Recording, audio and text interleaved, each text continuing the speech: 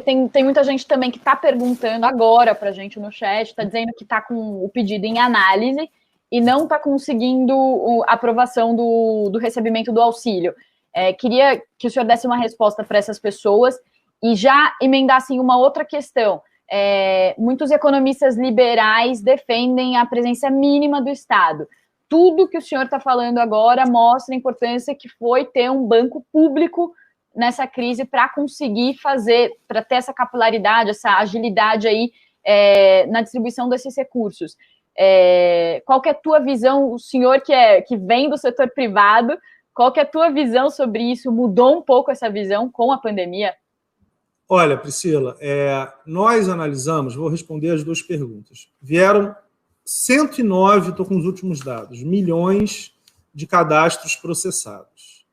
Nós temos 65 milhões já aceitos. Os outros 43 milhões, 44 milhões foram negados. Hoje, só existem 1 milhão no máximo, um pouco menos, mas 1 milhão de pessoas ainda em análise.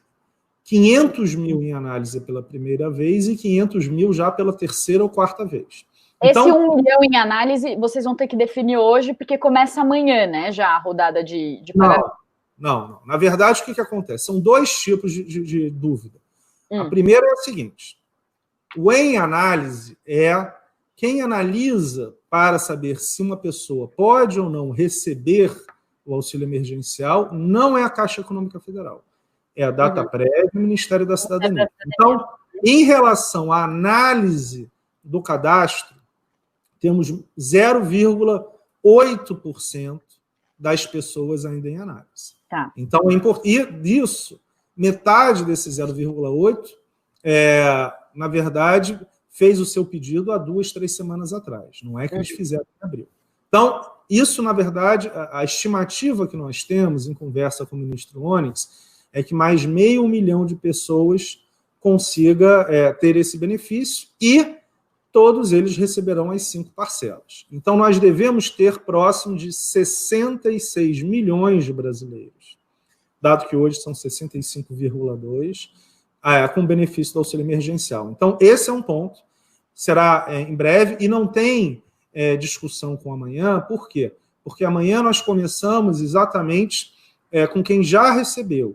Então, as pessoas que ainda estão em análise receberão ao longo do tempo, com tranquilidade, as 5 parcelas. Mas, de novo, menos de 1% ainda está em análise e metade desse 1% já foi negado.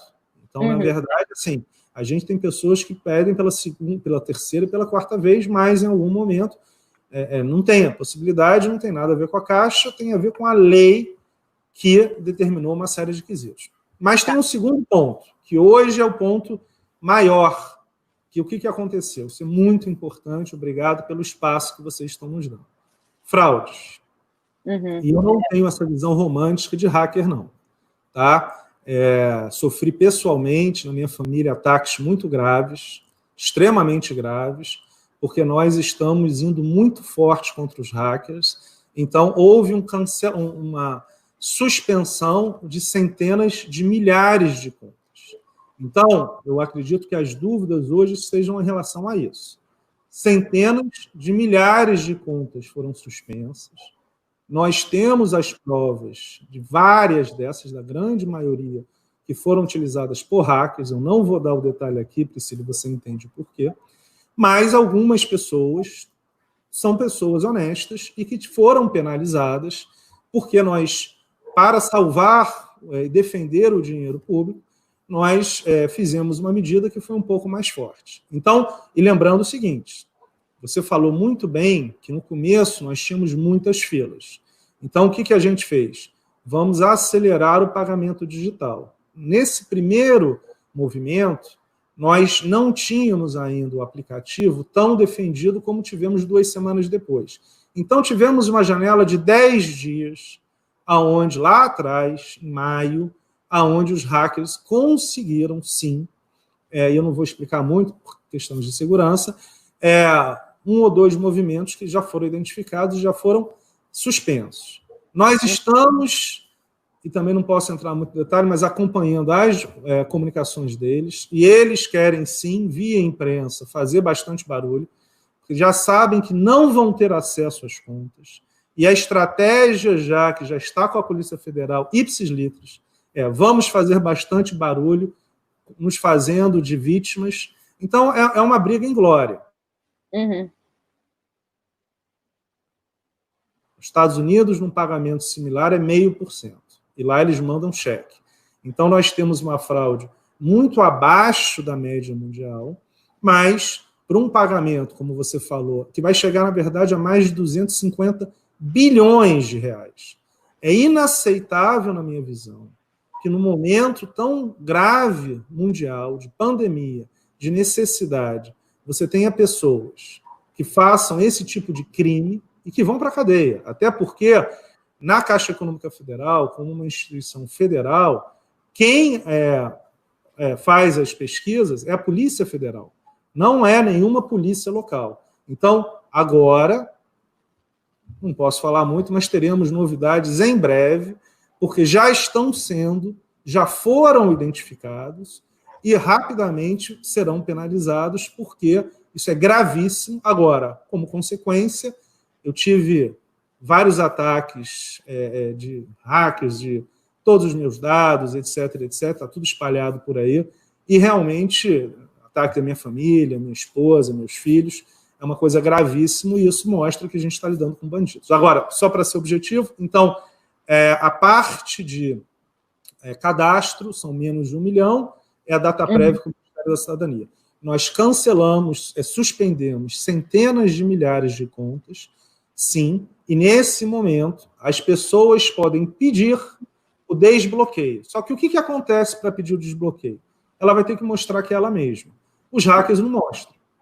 Aí nós temos uma lentidão, e isso é sim, nós pedimos desculpas a essas pessoas, porque é a única maneira que nós temos de evitar que as contas que foram criadas erradamente lá no começo de maio possam receber a partir de quarta-feira.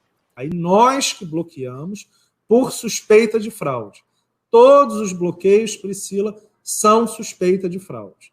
Quando a pessoa vai à agência, mostra que ela mesma, nós liberamos rapidamente. Se ela não for, ficará sim bloqueado, porque essa questão de fraude, nesse momento de pandemia, para o recebimento das pessoas mais carentes do Brasil, é inaceitável.